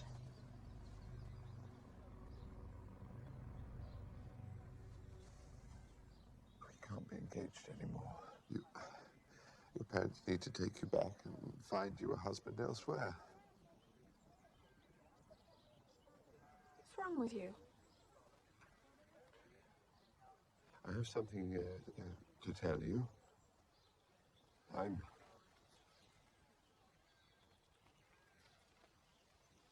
I'm a homosexual. All right. No. Men, Joan. Not women. So what? I just... So what? I had my suspicions, I always did. But we're not like other people. We love each other in our own way. And we can have the life together that we want. You won't be the perfect husband. I can promise you I have no intention of being the perfect wife. I'll not be fixing your lamb all day while you come home from the office. Or work. You'll work. And we'll have each other's company. We'll have each other's minds. That sounds like a better marriage than most. Because I care for you. And you care for me. And we understand one another more than anyone else ever has. I don't.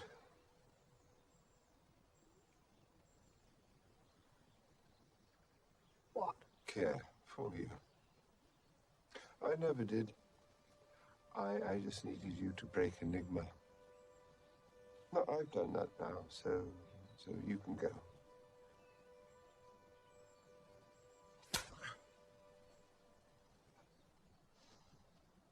I'm not going anywhere. I've spent entirely too much of my life worried about what you think of me, or what my parents think of me, or the boys in Hut 8 or the girls in Hut 3, and you know what? I'm done. This is the most important work I will ever do, and no one is going to stop me. Least of all you. Do you know what? They were right. Peter, Hugh, John. You really are a monster.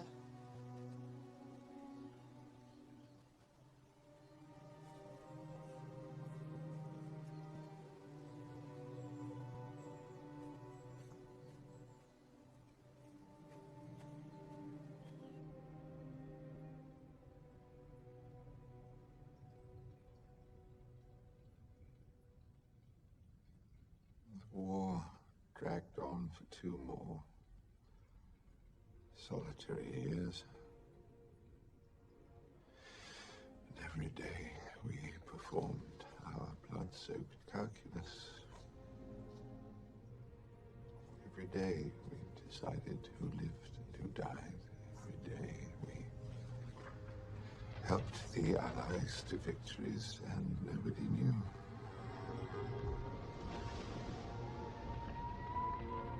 Stalingrad,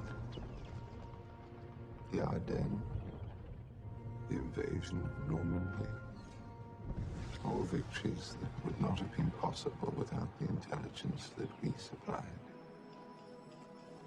And people talk about the war as this epic battle between civilizations. Freedom versus tyranny. Democracy versus Nazism. Armies of millions bleeding into the ground. Fleets of ships weighing down the oceans. Planes dropping bombs from the sky until they obliterated the sun itself. The war wasn't like that for us. For us, it was just half a dozen crossword enthusiasts in a tiny village in the south of England.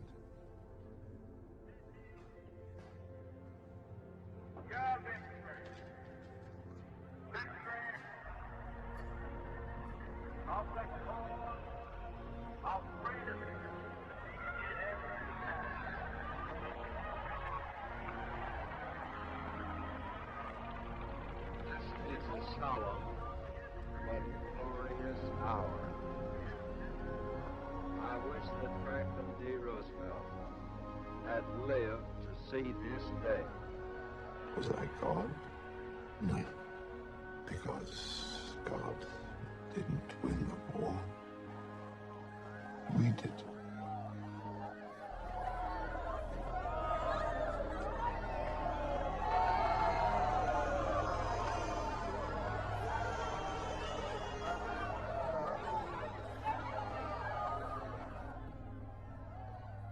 So, what happens now? Is it back to university for us, I suppose? Yes, pretty much. But you've one thing left to do before your service to your government is concluded. What's that? Burn everything. Burn? Why? You were told when you started was a top secret program. Did you think we were joking? But the war is over. This war is. But there'll be others. And we know how to break a code that everybody else believes is unbreakable. Precisely. Tear it down, light it up. Sweep away the ashes. None of you've ever met before. None of you've ever even heard the word Enigma. Have a safe trip home.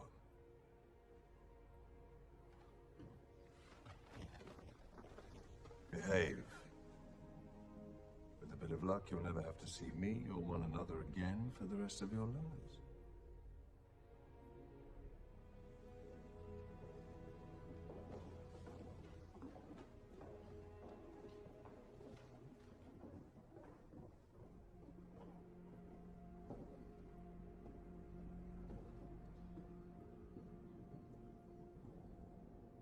That's unbelievable. Now, detective, you get to judge. So tell me,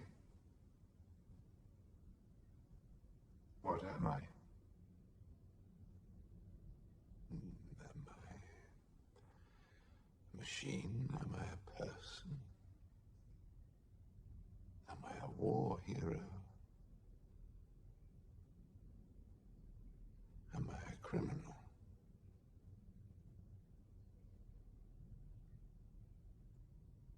I can't judge you.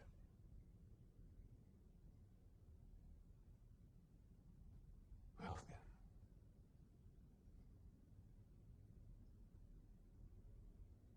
You're no help to me at all.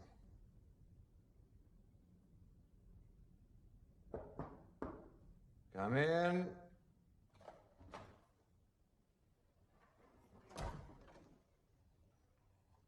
You wanted to see me, sir? Tory, sit down.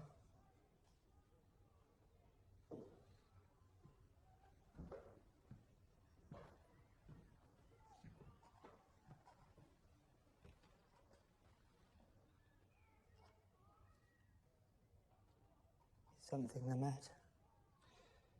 You and Christopher Morecambe are quite close. I wouldn't say that.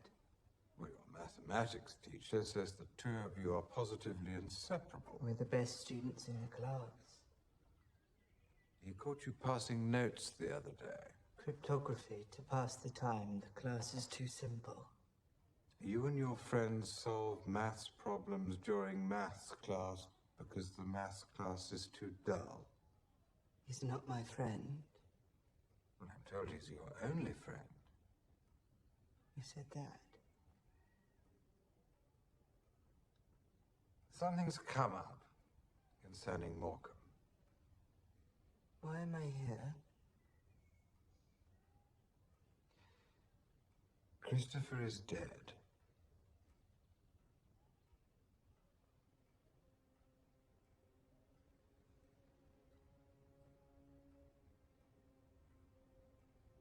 I don't understand.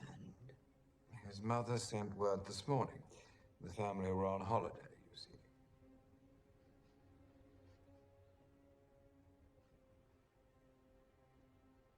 I don't understand.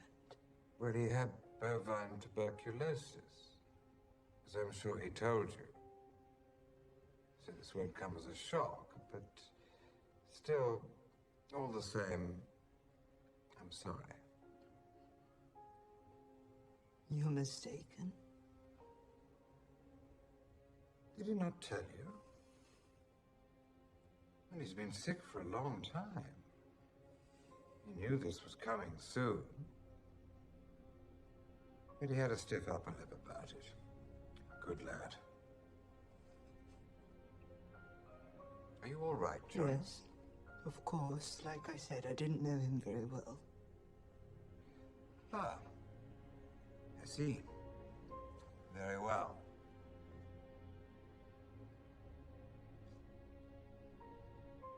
May I leave, Headmaster?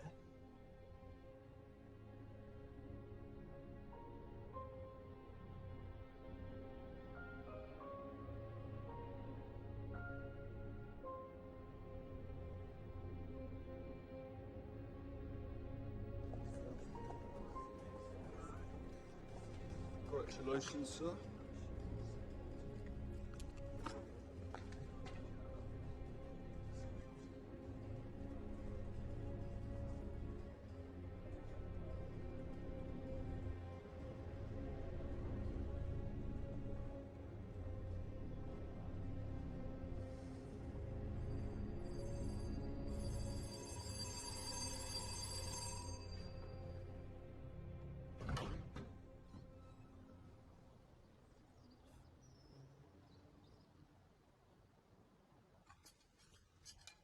Sorry.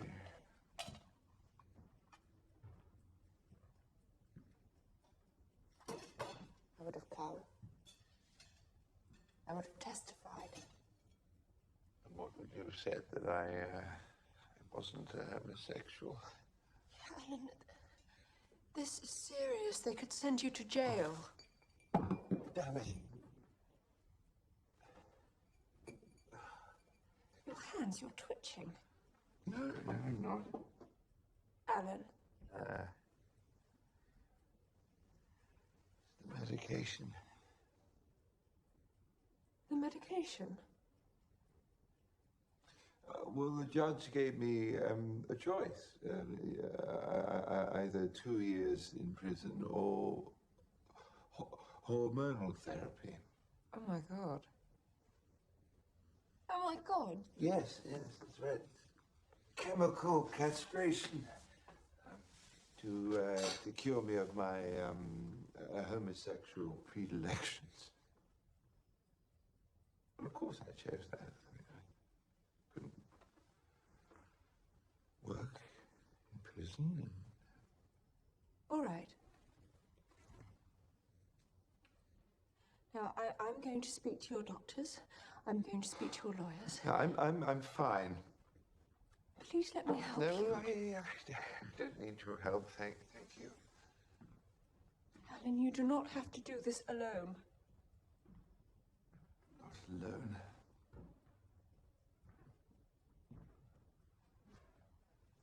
Never have been.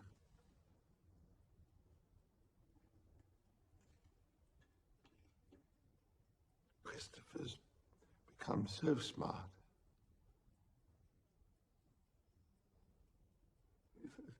If I don't continue my treatment, then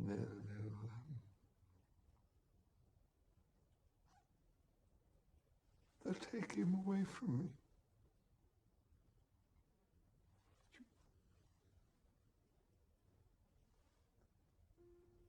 You can't let them do that. You can't.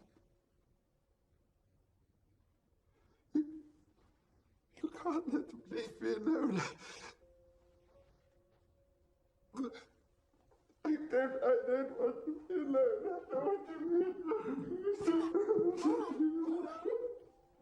All right. It's all right. Come and sit down.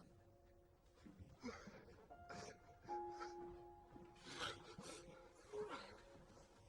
Come and sit down.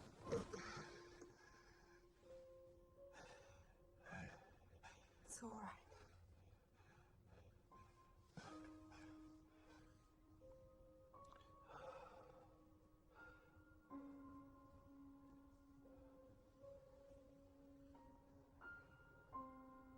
Oh, well, it's a much nicer ring than the one I made you. Yes. His name's Jock. He's an army man, if you can believe it. We worked together.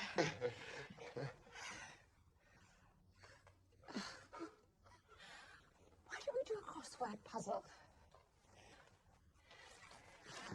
It'll take us 5 minutes. Or in your case, 6.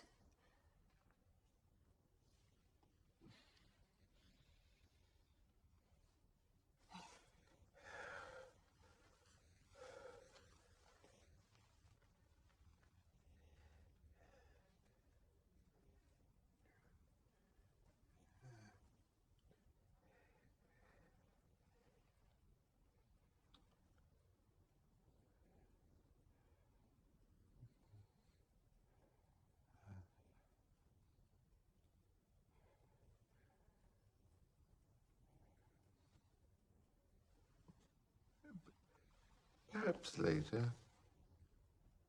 Yes, of course.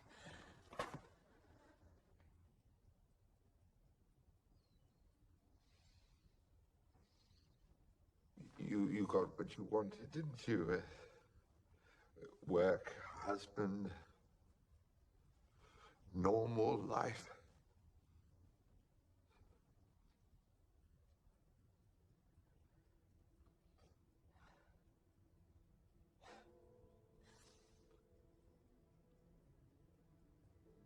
No one normal could have done that.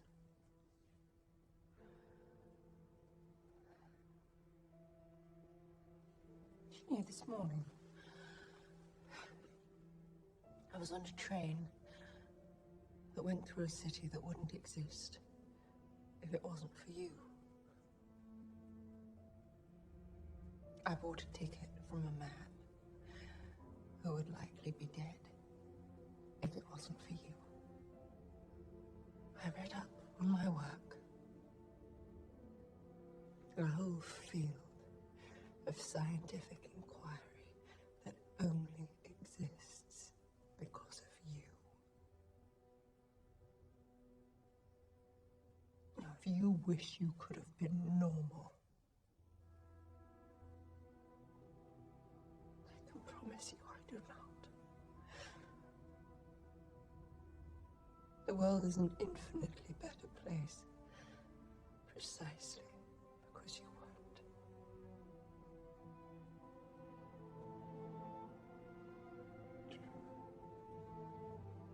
Do you really think that? I think that sometimes it is the people who no one imagines anything of who do the things that no